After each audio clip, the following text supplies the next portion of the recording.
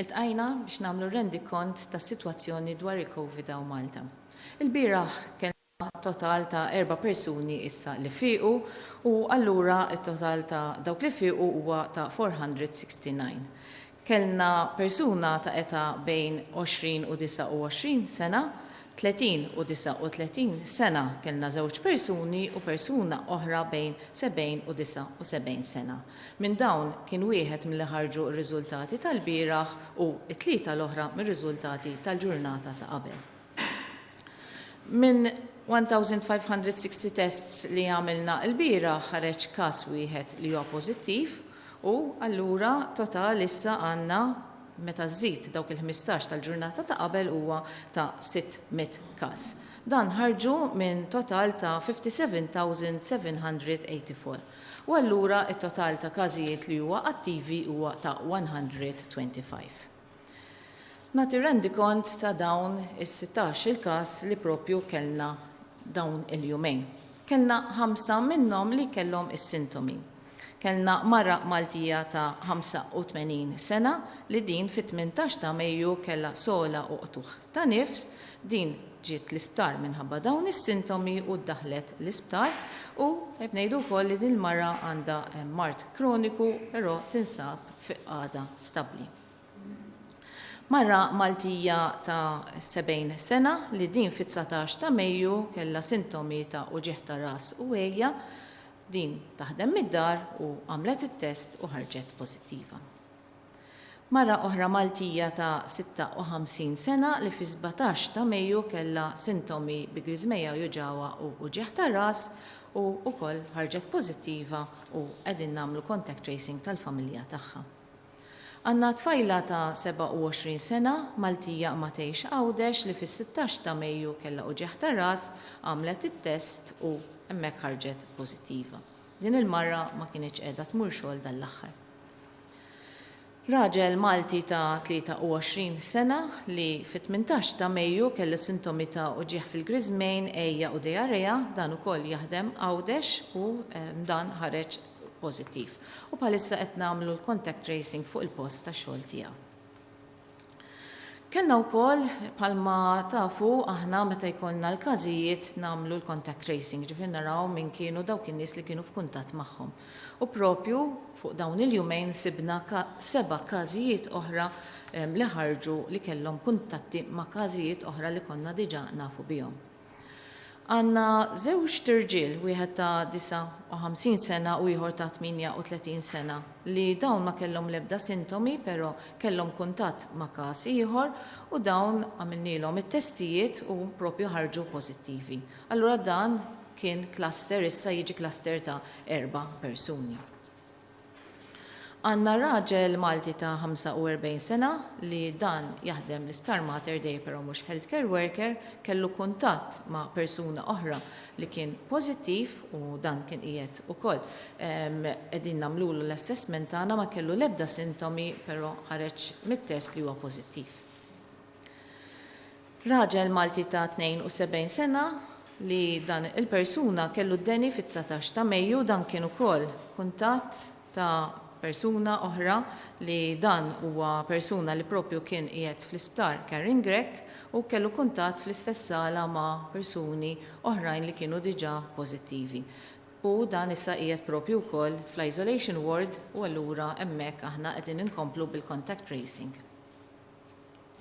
Għanna marra Maltija ta' 69 sena li hija propju relative ta' każ ieħor li kellna diġà li kien pożittiv, kienet diġà qiegħda f'kwarantina, ma kellha l-ebda sintomi, però hemmhekk ħareġ ir-riżultat pożittiv fost il-follow-up li nkunu qegħdin nagħmlu fuq il-contacts. Għandna raġel ta' nazzjonalità Filippina ta' 33 sena li dan ma kellu l-ebda sintomi, jaħdem bħala carer ġa Old People's Home u dan kellu kuntatt ma' carer ieħor li kien diġà pożittiv. U allura hemmhekk issa dan kien diġà qiegħed f'kwarantina u allura aħna nibqgħu nagħmlu l-follow-up tal-kuntatti. Għandna marra ta' nazzjonalità Indjana ta' 32 sena li wkoll hija carer f'Caring Grek li wkoll kellha kuntatt ma' każ ieħor li huwa pożittiv, kienet diġà qiegħda f'kwarantina u ħarġet pożittiva. Għandna l-kumplament huma 4 każijiet li ma kellhom l-ebda sintomi. Dawn huma nies li aħna nkunu badna fl-enhanced testing li qegħdin nagħmlu. Għandna mara Maltija ta' 71 sena li din kienet imissa tiġi l-isptar tagħna Mater Dei biex tagħmel it-trattament, però aħna bħala policy nagħmlu it-testing u propju instabet li hija pożittiva, allura hekk aħna din allura qegħdin nagħmlu follow-up tagħha l-persuna u bekk nkunu evitajna espożizzjoni. U l-istess ukoll kellna raġel Malti ta' 56 sena li wkoll kellu bżonn jagħmel trattament u ħareġ li huwa pożittiv bla ma kellu l-ebda sintomi. Għandna raġel ta' nazzjonalità Franċiża ta' 59 sena li dan kellu bżonn jiġi l-emerġenza minħabba każ urġenti li mhux relatat mal-COVID, ma kellu l-ebda sintomi relatati mal-COVID, però wkoll bħala policy tagħna qabel jidħlu propju fl-emerġenza, aħna wkoll nagħmlu t-testijiet u dan propju ħareġ li huwa pożittiv. Dan inserta wkoll li għandu ħanut tar-retail, però inserta li wkoll kien qed jobdi r-regolamenti u kien qed jilbes il-maskra, allura ma jkunx hemm espożizzjoni għall-klijenti. Mara Maltija, mara mill-Filippini ta' 55 sena li ma kellha l-ebda sintomi, però hija carer ukoll Isptar Caring Grek li f'dil ward fejn taħdem ma kien hemm l-ebda cases, bħalissa qed nagħmlu investigation ta' dan il-każ ħanaraw minn fejn seta' ittieħed dan il-każ u dan ħareġ propju parti mill-screening li propju qed isir f'Caring Grek. Dak kienu il-każijiet li kellna matul dawn il-jumejn. Bħalma qegħdin taraw, in-numri tagħna jvarjaw ħafna, aħna għandna popolazzjoni li hija pjuttost żgħira, allura għandna d-divjanza fin-numri tagħna u bħalma dejjem ngħidu aħna nkunu qegħdin dejjem nieħdu l-averages ta' dawn in-numri.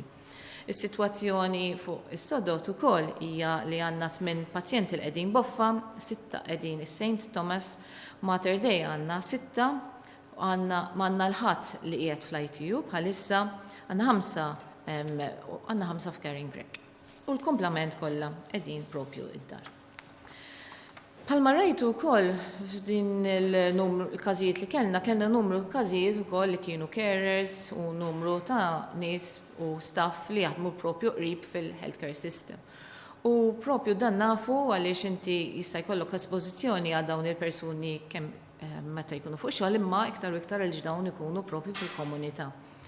U propju għalhekk aħna nieħdu l-prekawzjonijiet kollha meħtieġa li fejn ikollok persuni li jaħdmu fl-isptarijiet jew inkella fil-homes dawn jitpoġġew f'kwarantina meta mir-risk assessment joħroġ li dawn kellhom kuntatt ma' xi każ li huwa pożittiv. Infatti, ngħidu wkoll li konna semmejna l-każijiet li għandna diġà f'kwarantina, f'Mater Dei għandna 77 persuna li qegħdin propju f'kwarantina minħabba possible exposure. Mbagħad aħna wkoll nieħdu ħsieb dawk l-istaff tagħna li għaliex ikunu huma stess li huma vulnerabbli. Ġifieri li jkollhom xi kundizzjoni medika li mill-assessment li jkun sar tara li jekk dawn jieħdu l-COVID hemmhekk jista' jkollhom iktar komplikazzjonijiet. Għandna bżonnhom il-healthcare workers, però aħna ma nieħdu l-ebda riskju li jkun ta' detriment għas-saħħa tan-nies tagħna u propju għandna 246 li qegħdin propju fuq il-preventive quarantine. Ġifieri total ta' nies li qegħdin f'kwarantina minn Mater Dei huwa numru sostanzjali fejn għandek minnhom l-ikbar numru huwa fuq preventive quarantine għax huma nies li huma vulnerabbli u mbagħad l-oħrajn li huma propju minħabba li huma setgħu kellhom espożizzjoni. Dik hija s-sitwazzjoni li propju għandna bħalissa bil-COVID.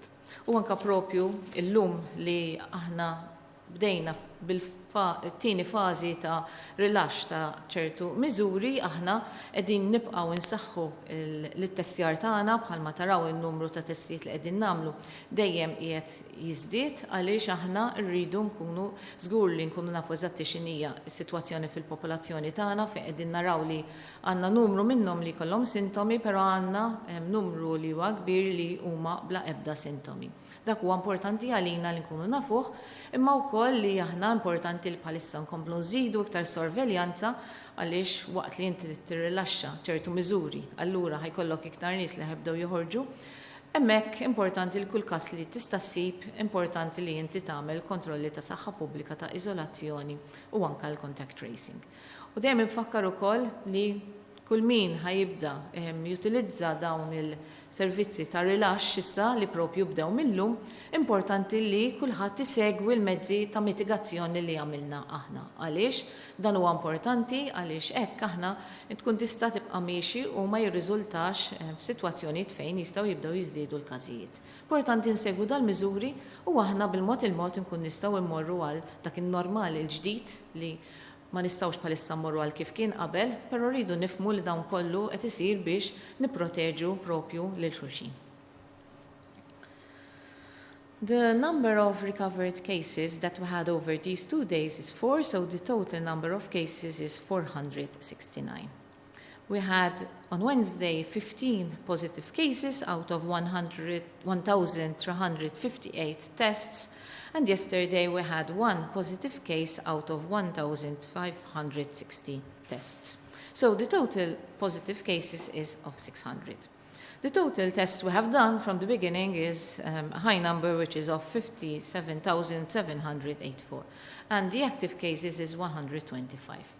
We had a number of cases which were asymptomatic, so they did not have any symptoms. We had a number of cases who had symptoms, who came to us because they were symptomatic, called our helpline, and we are following up these patients. And then we had also a number of people who were contacts of cases whom we had already known about. So in this situation, we are seeing that the numbers in Malta are fluctuating from 15 cases one day to 1 case in another day. So we take the average numbers and see how the situation is ongoing.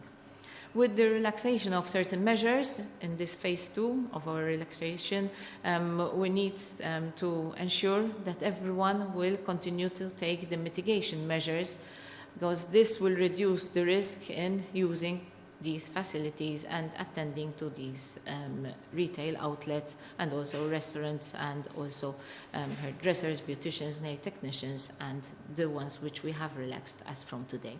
So it's important that everyone takes note and adheres to the measures so that we can continue to ensure that we have a stable situation and that we will slowly adapt to a new normal living with COVID-19. Thank you. Morru għal mistoqsijiet. Claire? Good afternoon. Malta. Hello. So I'd like to ask your reaction to the comments by the MHRA president that precautions taken to control the outbreak of COVID-19 was part of Project Fear. What's your reaction to that? Also, you mentioned the testing and that you want to continue increasing them. Will you be stepping up the testing more, say reaching the 2,000 mark or even more? And on the comments by doctors and nurses yesterday, they said they urged you not to reopen the shops and restaurants today. They said the second wave is with us. Do you agree with this? And if not, don't you think that the doctors and nurses know what they're talking about? Thank you. So we'll start with the last and first question because they're a combined question. The situation has been very clear, whereby here we have been giving all the information on the number of cases and the epidemiology of the current pandemic situation in Malta has been very clear, whereby we had a number of cases which were imported, then we started seeing contacts of cases, and then we started seeing community transmission. So the number of cases in April were very high when you are comparing to the number of tests that we were actually doing. As we are ongoing with this pandemic, we are seeing that the number of cases are fluctuating, and also the number of cases in proportion to the number of tests as well now is less than what we had in the number of cases that we had in April. So we are looking at an average rate of the number of cases in proportion also to the testing. However, it is important to note that we know that, exactly as all healthcare professionals understand, and their also response is that we all of us know that the virus is still in the community. And this is why we cannot go to the normal that we used to know before this pandemic started. So, in introducing the measures, we have been very careful that all the measures that were introduced had been carefully assessed, and the assessment and the risk given to them was given through the mitigation measures. So the first lot of relaxation of measures which were introduced in April, they were related to measures which were of low risk. Kif komplejna għaddejjin bis-sitwazzjoni fejn aħna rajna li għandna issa miżuri li daħħalna propju millum, aħna rajna li dawn il-miżuri huma ta' miżuri ta' riskju li huwa propju medju. U allura hemmhekk aħna ridna nassiguraw li l-mezzi ta' mitigazzjoni ikunu propju mitigazzjoni li inti tkun b'saħħitha biżżejjed biex aħna nkun nistgħu komplu innaqsu r-riskju. U għalhekk aħna hawnhekk qegħdin propju ngħidu l-istess ħaġa. Qegħdin ngħidu l-istess ħaġa li aħna rridu nkunu kawteli meta inti tkun qiegħed tagħmel rilaxx ta' ċertu miżuri. Però importanti li hemm responsabilità kbira fuq il-poplu Malti u fuq kulħadd li min-naħa tagħna nkunu qegħdin nagħmlu l-monitoraġġ tas-sitwazzjoni, manka wkoll tal-poplu Malti li propju jimxi ma' dawn il-miżuri. Fuq it-testijiet, bħalma semmejna aħna waħda mill-pilastri qawwijin tagħna huma li aħna nżidu t-testijiet. U propju hekk għamilna, ġifier bħalma rajtu aħna anke żidna l-kapaċità tagħna kemm fil-laboratorju tagħna, imma anke żidna l-kapaċità tagħna propju anke fuq il-helpline biex jilħaq ukoll dawk in-nies li qegħdin iċemplu. Qegħdin nżidu l-kapaċità tagħna wkoll billi propju daħħalna s-symptom checker li wkoll għandek ħafna nies li qegħdin propju jużaw din l-app li jilħaqna l fuq minn 40,000 persuna li jużaw din l-app, imma anka wkoll li aħna żidna l-kapaċità tagħna fit-testing centers fejn għandna propju hub f'Pembroke, għandna hub oħra f'Ħal-Farruġ, hemm ukoll hub propju fl-Istar Mater Dei għal nies li jaħdmu propju f'Mater Dei u hemm oħra f'Għawdex. Allura qegħdin irresqu dan it-testjar kemm jista' jkun qrib tal-poplu Malti biex aħna nkun nistgħu nassiguraw li tkun faċli ħafna li jagħmlu t-testijiet. U wkoll aħna qegħdin immorru hemm barra fejn naraw min huma dawk l-essential workers, imma anke wkoll qegħdin immorru naffiċinaw postijiet tax-xogħol fejn pereżempju fabbriki li qegħdin nagħmluhom it-testijiet. U bħalma qegħdin taraw ukoll qegħdin nagħmlu t-testijiet ukoll fuq in-nies li jkunu kuntatti ta' persuni li huma pożittivi. li hija strateġija li bdejnija propju dan l-aħħar għaliex aħna rridu naqbdu iktar il-każijiet. Issa f'din il-fażi ta' tranzizzjoni li qegħdin fiha. Albert mill-Malta Independent. Insellimlek, Probs Gawtli wara nofsinhar tajjeb. Żewġ mistoqsijiet jekk jogħġbok. L-ewwel nett ikkuntattjawna xi nies li jaħdmu fir-ristoranti jew hotels li wkoll huma meqjusa bħala vulnerabbli. Jiġifieri jirċevew littra mingħand l-awtoritajiet li tqishom bħala vulnerabbli. Huma jinsabu daqsxejn mħawdin fuq jekk jistgħux jirritornaw tax-xogħol jew le. Forsi d-direzzjoni tiegħek fuq dan ir-rigward. U t-tieni mistoqsija fuq il-hairdressers b'mod speċifiku fuq il-practice tal-blow dries. Fil-linji gwida tgħidu li dan mhuwiex rakkomandat, però mhuwiex assaġġ kontra l-linji speċi. Saqsi kemm hu safe li jsiru blow dries u jekk il-hairdressers għandhom id-dritt li jirrifjutaw li jagħmlu dan. Grazzi. Grazzi Albert. Fuq il-vulnerabbli importanti ħafna. Aħna parti prinċipali wkoll mill-istrateġija tagħna li aħna nipproteġu lin-nies li huma vulnerabbli. U dan għamilna assessment ta' min huma dawn in-nies u propju kif qed tajjeb inti dawn fil-bidunet aħna batnilhom littra li tindikalhom li dawn huma jinsabu fiktar riskju jekk huma jaqbadhom propju l-COVID. U anke hemm leġiżlazzjoni li propju tkaverja din is-sitwazzjoni wkoll fejn hemmhekk qed ngħidu isma'. Persuni li għandhom kondizzjonijiet mediċi jew inkellu huma anzjani qegħdin fiktar riskju li huma jkollhom komplikazzjonijiet. Allura rridu nipproteġuhom. U l-fatt huwa wkoll li dawn aħna qednilhom li rridu jevitaw li jkunu f'kuntatt ma' nies, speċjalment f'nies f'ġemat fejn huma ħajkollhom riskju li jiltaqgħu ma' nies oħrajn. U allura anka mill-bidunet konna qednilhom li idealment joħorġu għal dawk is-sitwazzjonijiet li huma essenzjali. Il-persuni li huma vulnerabbli għandhom id-dritt tagħhom li huma jibqgħu id-dar għaliex huma hemmhekk ikunu propju protetti. U allura id-direzzjoni hija ċara.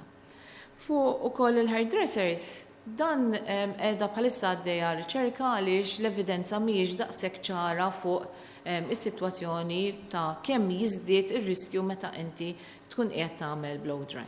Du nifhmu li meta inti qed tagħmel blow dry qiegħda dawwar l-arja ta' madwar il-ras u l-wiċċ tal-persuna, allura jekk xi ħadd li għandu s-sintomi jkun jista' jkun qiegħed iferrixa iktar. Però kemm huwa riskjuż l-evidenza mhijiex ċara u għalhekk aħna m'għamilniex xi ġa li hija mandatorja li ma tistgħux tuża il-hair dryer u l-blow dries u għalhekk għamilniha rakkomandazzjoni li m'għandix tkun użata. Ġifieri hawnhekk il-hairdresser għandha kull dritt il-ħanut huwa tagħha li tiddeċiedi x'huma dawk is-servizzi li tkun qiegħda toffri mill-ħanut tagħha. Adrian minn TVM. Nsellimlek Prof Gawtli. Skont informazzjoni li ngħatat fil-Parlament mit-Testing Center tal-Heliport Fawdex qegħdin jittieħdu medja ta' 55 test kuljum. Dan huwa biżżejjed biex l-awtoritajiet tas-saħħa jkollhom stampa ċara tal-virus Fawdex u l-persuni li qegħdin jiġu ttestjati f'Malta Fawdex qegħdin jintażlu b'kampjun rappreżentattiv tas-soċjetà? Grazzi. Mela, fuq tal-aħħar meta aħna nkunu qegħdin nagħmlu testing niftakru li meta inti tagħmel it-test permezz ta' swab li jinħadem permezz ta' test imbagħad fil-laboratorju, inti tkun qed taqbad at any point in time x'għandu dak il-persuna. Allura l-istrateġija tagħna hija li flok li naqbdu random sample mill-popolazzjoni hija li naqbdu iktar dak li ngħidulu jisu convenience samples li inti taqbad min huma dawk in-nies li iktar li jistgħu jkunu f'riskju li huma jkunu ltaqgħu ma' dan il-virus. Li huma dawk in-nies l-ewwel net li għandhom is-sintomi, allura dawk iridu jibqgħu jiġu. Imma anka dawk in-nies li inti taf li jkunu qegħdin joħorġu li għandek nies li qegħdin propju iktar imorru fuq il-post tax-xogħol, iktar li qegħdin jiltaqgħu minn nies oħrajn, u allura aħna qegħdin nippruvaw naqbdu l-iktar nies li inti tista' propju tista' ssibhom li huma pożittivi. Dak huwa l-istrateġija li aħna minn hemmhekk imbagħad taqbad in-nies li huma pożittivi u bekk inti tkun tista' tiżola u tikkontenja s-sitwazzjoni ta' madwar dak il-pazjent.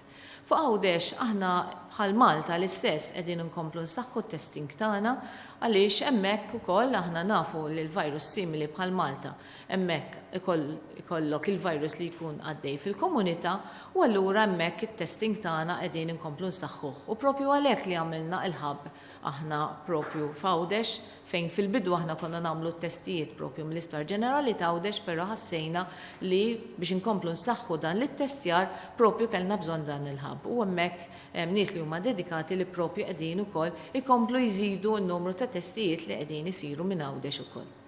Samuel Milman.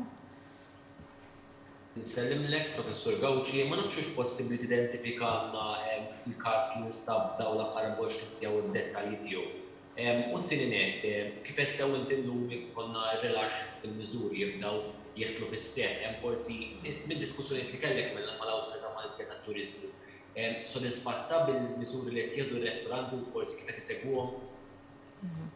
Mela, fuq ir-restoranti aħna sa mill-bidunet ħdimna pari passu mal-Malta Tourism Authority u nirringrazzjahom tal-ħidma li aħna rajna x'inhuma l-mezzi ta' mitigazzjoni li aħna nistgħu nieħdu fir-ristoranti fil-pools ukoll u anka fuq il-bajjiet u anka fil-hotels li wkoll jistgħu jiftħu joffru servizzi tagħhom, però aħna rajna li ma nistgħux immorru għal restaurants u l-hotels kif kienu bil-kunċett ta' qabel u abbażi ta' social distancing, abbażi ta' prevenzjoni aħna daħħalna dawk il-mezzi ta' prevenzjoni biex aħna propju nkun nistgħu nevitaw it-trasmissjoni minn persuna għall-oħra meta huma jkunu qegħdin jużaw dawn is-servizzi.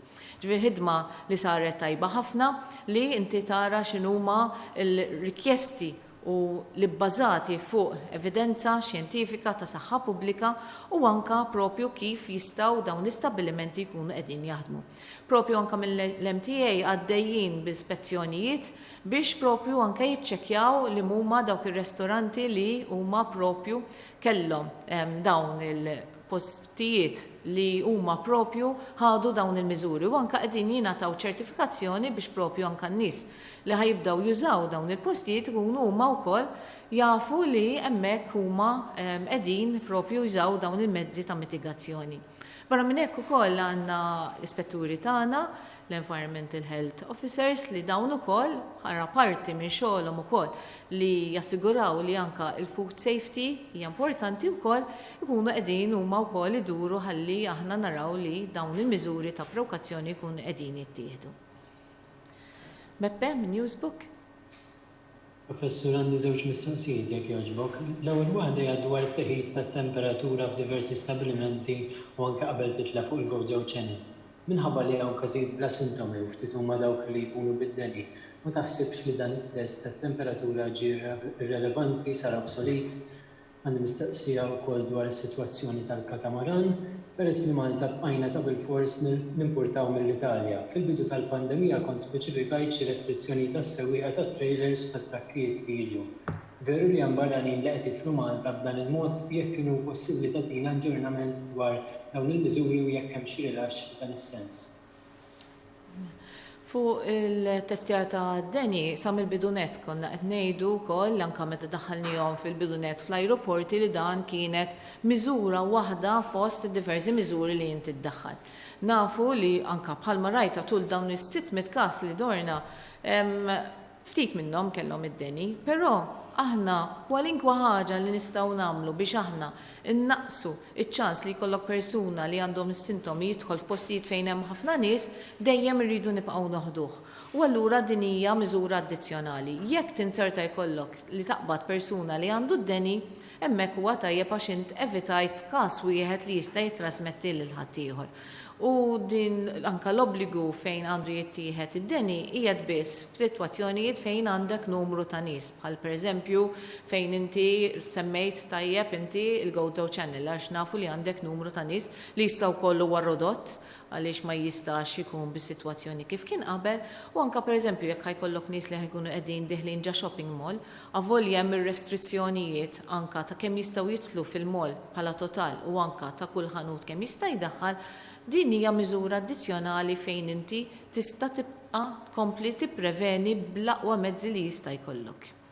Fuq il-sitwazzjoni tal-katamaran, aħna nafu li bħalissa qatem il-ban ta' travel ta' persuni u li l-uniku ban li inti tista propju ġib nies minn barra hemm ukoll dawk li huma relatati ma' jew ċertu servizzi li huma essenzjali li jridu l-permess jew inkella fuq sitwazzjonijiet humanitarian. Però f'dawn is-sitwazzjonijiet kollha sa mill-bidu jittieħdu l-miżuri ta' prawkazzjoni li inti jsir propju test qabel ma jiġu, test ma li jiġu u propju anka jinżamm il-kwarantina u joħroġ test ieħor wara.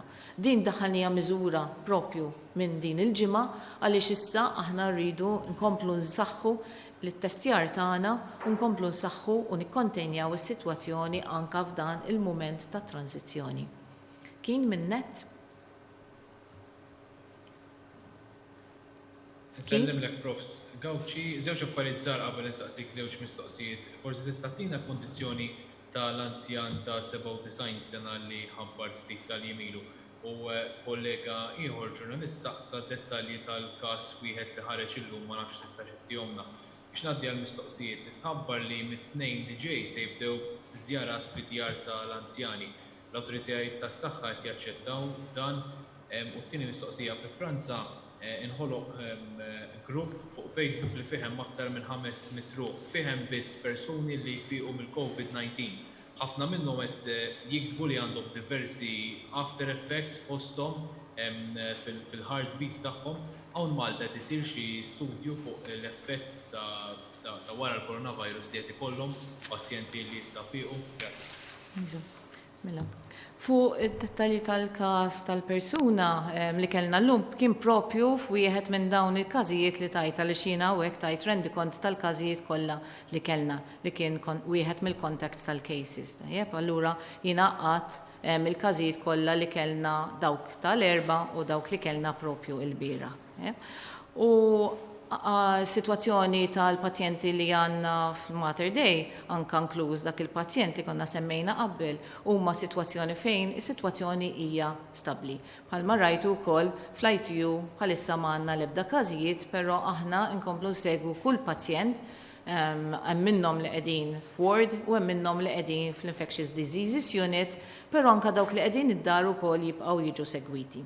U fuq komplikazzjonijiet aħna nibqgħu nsegwu l-pazjenti bħalmet anka dawk li propju ma jkollhom l-ebda sintomi u anka dawk li jkollhom sintomi li huma ħfief anka li jkunu qegħdin id-dar ħalli aħna kun nistgħu nimmonitorjaw jekk hemmx xi komplikazzjonijiet. Sam mill-Love in Malta. I have 2 questions for you today. Firstly, how many people over 80 years old have been infected so far, and how many of those have recovered? And secondly, how many beds in total are reserved for COVID-19 patients, and how many ITU beds are reserved for them? Thank you.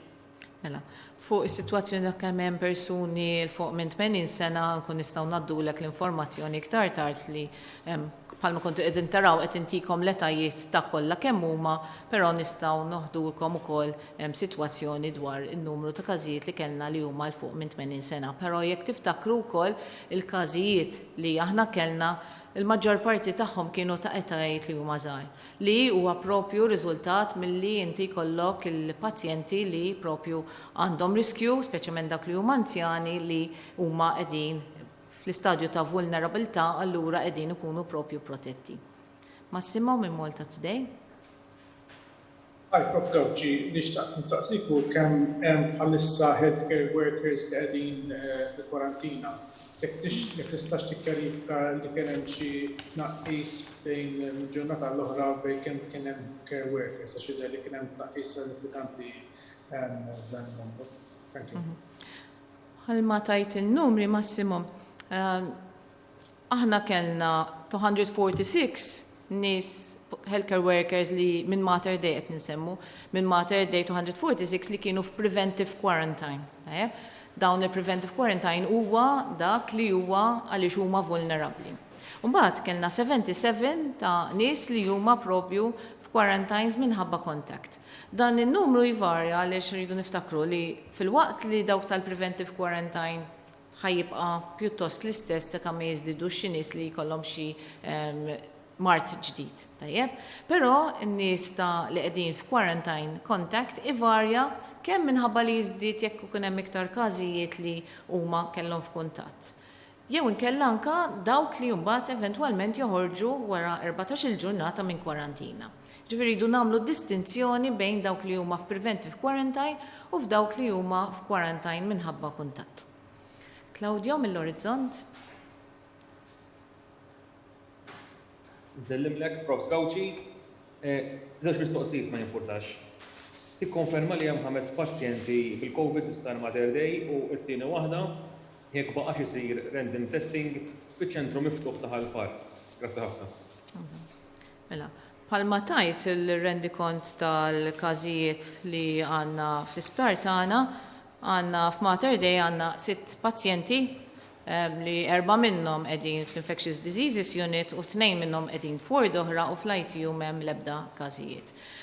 Iċ-ċentru ta' Ħalfar issa għandna ftit każijiet li jonqos hemmhekk u hemmhekk allura propju anke qed ikollna recoveries minn hemmhekk u allura propju huwa ċentru miftuħ. Li hemmhekk ukoll qegħdin propju nsegwu s-sitwazzjoni u jekk ikun hemm xi każijiet li propju għandhom is-sintomi propju aħna wkoll inkunu nistgħu nibqgħu nsegwu din is-sitwazzjoni.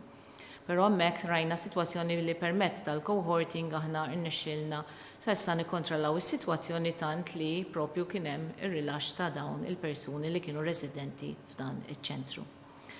B'hekk wasalna għal tmiem ta' dan il-bulletin fejn aħna qegħdin nagħtu il-bulletin tagħna nfakkarkom li kull nhar ta' Tnejn, nhar ta' Erba' u nhar ta' Ġimgħa biex aħna nkun nistgħu naqdu l-każijiet li qed ikollna, allura nerġa' niltaqa' magħkom nhar it-Tnejn u nawgura li importanti ħafna li dawk il-miżuri li issa qegħdin jiġu rilaxxati nistgħu ingawduhom però ingawduhom bil-mezzi ta' mitigazzjoni. U nappella minn hawnhekk responsabbiltà minn għand kulħadd u li aħna qegħdin nagħmlu dawn il-mezzi biex nżommu lilkom dejjem safe.